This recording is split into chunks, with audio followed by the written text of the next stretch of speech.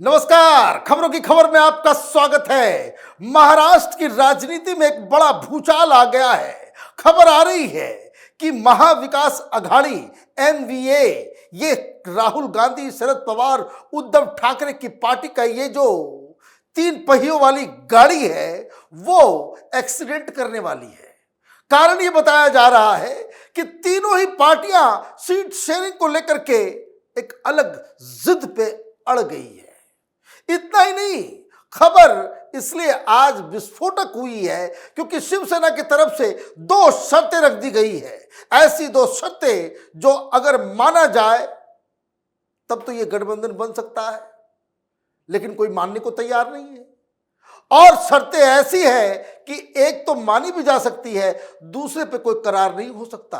एक मसला seat sharing का है और दूसरा मसला यह है कि शिवसेना उद्धव ठाकरे गुट की तरफ से यह ऐलान किया गया है कि चुनाव से पहले उद्धव ठाकरे को एमवीए का मुख्यमंत्री का चेहरा घोषित करना होगा। और इसको लेकर के मीटिंग्स भी हुई है। खबर देखिए किस तरह से आ रही है। यह आज तक पे खबर चल रही है। उद्धव ठाकरे की पार्टी ने 125 सीटों पर ठोका दावा। कांग्रेस भी 150 से नीचे आने को तैयार नहीं। महाराष्ट्र में सीट शेयरिंग पर फंसेगा पेच। कांग्रेस वाले कह रहे हैं 150 पे मैं लड़ूंगा, उद्धव ठाकरे कह रहे हैं कि मैं 125 पे लड़ूंगा। तो बचेगा कितना? 288 सीटें हैं भाई। 288 सीटों में पिछली बार जब ये भारतीय जनता पार्टी के खिलाफ लड़ रही थी तो उस समय उद्धव ठाकरे नहीं थे। उद्धव ठाकरे नहीं थे तो ये लोग 125 और 38 सीटों को अन्य सहयोगी पार्टियों के साथ शेयर किया था। अब ये बदल रहा है मसला। तो कल कहानी शुरू होती है कि कल ट्राइडेंट होटल के अंदर एक गुप्त मीटिंग हुई। तमाम तरह के लोग वहां पे आए। यह शिवसेना उद्धव ठाकरे गुट की स्ट्रेटजिक मीटिंग थी। पूरी बातें तो बताई नहीं गई, लेकिन धीरे धीरे खबरें आने लग गई कि अंदर क्या हुआ। और जिस तरह के बयान आज आए हैं उससे भी समझ में आया कि कल क्या हुआ। तो क्या खबर आई है, ये इंडिया टुडे की रिपोर्ट है। The Shiv Sena UBT is aiming to contest around 115 to 125 of 288 assembly constituencies in Maharashtra with the Mahavikas Aghadi Alliance for the upcoming assembly polls in the state slated to be held later this year. This came as Shiv Sena UBT chief Uddhav Thackeray on Tuesday held a meeting with senior party leaders including Sanjay Raut, Anil Desai, Subhas Desai, Sunil Prabhu and Rajan Vichare to formulate a strategy for contesting a key assembly constituencies. According to sources, Uddhav Thackeray took a review of all the 125 assembly seats during the meeting. He is also planning to set up a war room with a dedicated think tank to target these constituencies. हो गया फैसला, 125 सीटों पे लड़ेंगे, इससे कम नहीं लड़ेंगे। अब इससे जो बड़ी खबर ये आ रही है आज कि प्लान बी का भी चर्चा हुआ। इस मीटिंग के अंदर प्लान बी भी बताया गया है। पत्रकारों को ये बताया जा रहा है कि इस तरह की खबरें अब आप छापिए कि हमारा प्लान बी तैयार है। 125 अगर नहीं मिला तो फिर हम अकेले लड़ेंगे। 288 सीटों में से 125 उद्धव ठाकरे को चाहिए, अदरवाइज हम अकेले लड़ने वाले हैं। और 288 सीटों के ऊपर तैयारी शुरू कर दी गई है। यह खबर आ रही है कि इस मीटिंग में यह डिसाइड हुआ कि पहले हम दो मांग लेकर के जाएंगे, दूसरी मांग पे मैं आऊंगा, लेकिन यह तय कर दिया गया है कि हम 125 से एक भी सीटें कम नहीं लड़ेंगे। यह लड़ाई किस लिए है? क्योंकि यहीं पे पेच है। 125 क्यों चाहिए, यह भी एक अलग सवाल है जिसका हम आगे विश्लेषण करेंगे। लेकिन जैसे यह खबर आई, कांग्रेस की तरफ से भी बवाल मच गया। एनसीपी की तरफ से पहले ही कहा जा रहा है और इसलिए ये जो आज तक में खबर आई कि कांग्रेस पार्टी झुकने को तैयार नहीं है। पहले एक जो फॉर्मूला बना था, जब लोकसभा चुनाव से पहले जो एक अंडरस्टैंडिंग इन लोगों के बीच थी, वो 90-90-90 या उसको 96-96-96 के फॉर्मूले के तहत, जिसमें यह था कि तीनों ही पार्टियां बराबर सीटों पर लड़ेंगी, 96 सीटें सबको दी जाएंगी, और उसके अलावा जो कोई भी गठबंधन के लोग आएंगे, इसके अलावा वो अपने अपने कोटे से एनसीपी या कांग्रेस या शिवसेना जो है उसको एडजस्ट करेगी। यह फॉर्मूला लोकसभा चुनाव से पहले था, लेकिन इनको मालूम नहीं था कि लोकसभा चुनाव में अच्छे रिजल्ट आ जाएंगे। और जैसे ही अच्छा रिजल्ट आया, सबको लग रहा है अब तो भाई मुख्यमंत्री, अब तो सरकार आ रही है, एनडीए की सरकार वापस आएगी, तो किस तरीके से क्या किया जाए। तो ये कहानी उद्धव ठाकरे की तरफ से शुरू की गई है, क्योंकि पहले ही जो दावेदारी जो चल रही है कि 150 सीट पर लड़ेंगे, उसकी खबर देखिए।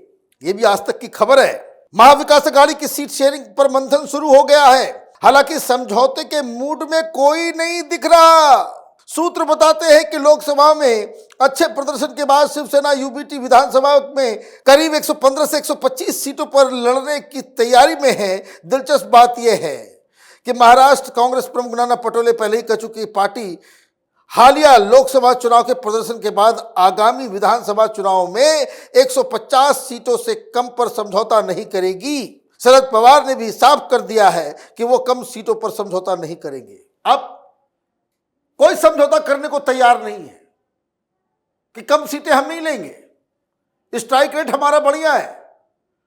शरद पवार ने कहा कि आपने मुझे 9 सीटें दी, हमने 8 जीत के दिखाया। सबसे ज्यादा हारने वाली पार्टी, सबसे खराब स्ट्राइक रेट उद्धव ठाकरे का है। पिछली बार कितनी कितनी सीटों पर लड़े थे ये लोग, पिछली बार जो मैंने बताया 125। तो ये लोग कह रहे हैं कि अब हम कॉम्प्रोमाइज नहीं करेंगे। तो ये जो ब्लैकमेलिंग की पॉलिटिक्स, जिस वजह से उद्धव ठाकरे भारतीय जनता पार्टी से अलग हुए कि हमको मुख्यमंत्री बनाओ, तो अब ऐसा कैसे होगा कि एक मुख्यमंत्री बना हुआ है, सरकार चली गई, फिर चुनाव होगा और मुख्यमंत्री कोई और होगा? ये इम्पॉसिबल बात है। और ये जो मीटिंग में जो तय हुआ, वो ये तय हुआ कि हम सीटों का भी डिमांड करेंगे और उद्धव ठाकरे को चीफ मिनिस्टर का फेस बनाएंगे। और ये जो बार्गेनिंग जब चलेगा, तो ये भी होगा कि ज्यादा से ज्यादा हम 115 तक आ सकते हैं, लेकिन तब ये हम डिमांड करेंगे कि उद्धव ठाकरे को मुख्यमंत्री बनाया जाए। और इसलिए कल मीटिंग हुई और आज उद्धव ठाकरे के बड़े चहेते और इस स्ट्रेटजी मीटिंग में मौजूद अनिल परब साहब का बयान आया। यह हिंदुस्तान टाइम्स की रिपोर्ट है। Mumbai senior Shiv Sena UBT leader Anil Parab said his party will insist that party chief Uddhav Thackeray is projected as chief ministerial candidate of the opposition coalition Mahavikas Aghadi ahead of the assembly elections. It will be the best way to get seat elected. If we announce Uddhav Thackeray as chief ministerial candidate, he has goodwill and also people have sympathy for him due to what happened in the state. Even Shankaracharya said the same thing. So that should be considered. लीजिए, कल शंकराचार्य भी आए थे मातोश्री में और उन्होंने भी कह दिया तथास्तु मुख्यमंत्री बनिए। तो ये जो शंकराचार्य का जो विजिट था, उसका पॉलिटिकल इस्तेमाल हो रहा है, इसका पॉलिटिकल इस्तेमाल किया जा रहा है। ये अनिल परब उद्धव ठाकरे के बगैर एक शब्द मुंह से नहीं बोल सकते, लेकिन वो बोल रहे हैं। इसका मतलब है कि मीटिंग में तय हुआ कि इनको सबसे ज्यादा सीट भी चाहिए और चीफ मिनिस्टर का चेहरा भी इनको बनाना पड़ेगा। और कांग्रेस पार्टी के सूत्र बता रहे हैं कि इस बार कोई प्रेशर नहीं चलेगा। पिछली बार हमने 22 सीटें देने की गलती की, उसमें हमें नहीं लग रहा था कि हम चुनाव जीतने वाले हैं, इसलिए हमने दे दिया। लेकिन this it is a different ball game all together. Congress party ये चाहती है कि सबसे ज्यादा सीटों पर लड़ेंगे, माहौल रहा तो अगर 150 सीटों पर हम लड़ेंगे तो 50 पे तो नहीं लटकेंगे। जीत अगर होगी, अगर कोई वाकई बीजेपी और ये जो महायुति सरकार है उसके खिलाफ माहौल है, तब तो हम सबसे ज्यादा सीटों पे जो लड़ेगा सबसे ज्यादा सीटें पाएगा, और जो सबसे ज्यादा सीटें पाएगा उसी का तो मुख्यमंत्री होगा। पूरी लड़ाई उसी की है। कैलकुलेशन यही किया गया है उद्धव ठाकरे की तरफ से, अगर हम 125 सीटों के ऊपर लड़ लेते हैं तो बाकी लोग तो 125 पे नहीं लड़ पाएंगे, बाकी लोगों को कॉम्प्रोमाइज करना होगा, कोई 70 कोई 80। ये महाविकास अघाड़ी में और भी बहुत सारे छोटे मोटे लोग भी हैं, छोटी मोटी पार्टियां भी हैं, उनका भी उसमें हिस्सेदारी होगा। तो ये लड़ाई पहले से ही शुरू हो गई है। इन लोगों की लड़ाई के पीछे एक लोभ है, कोई वैचारिक कारण नहीं है। इनको यह आभास हो रहा है कि चुनाव हम जीतने वाले हैं, और अगर हम जीतने वाले हैं और ये जितना ज्यादा इनको कॉन्फिडेंस होगा कि हम चुनाव उतना मैंने 100% सर्टेन है कि चुनाव जीतने वाले हैं, तो लड़ाई उतनी ही ज्यादा तीखी होगी। क्यों? क्योंकि कांग्रेस पार्टी भी नहीं चाहती कि उद्धव ठाकरे चीफ मिनिस्टर बने। एक सर्वे रिपोर्ट आ गया, उससे अलग बवाल मचा हुआ है। तो कुल मिलाकर के स्थिति ऐसी बन रही है कि उद्धव ठाकरे को ना कोई मुख्यमंत्री बनते हुए देखना चाहता है और ना ही 125 सीटें देना चाहता है। सवाल यह है कि उद्धव ठाकरे क्या करेंगे, साथ में रहेंगे या जाएंगे? सूत्र बता रहे हैं कि उद्धव ठाकरे महाविकास अघाड़ी छोड़ के जाएंगे और वो खुद 288 सीटों पर लड़ेंगे, अपने आप को मुख्यमंत्री के रूप में प्रोजेक्ट करके। तो आगे आगे देखिए क्या होता है। आप देखते रहिए कैपिटल टीवी। हमारे वीडियोस को लाइक कीजिए, शेयर कीजिए और हमारे चैनल को सब्सक्राइब कीजिए। धन्यवाद।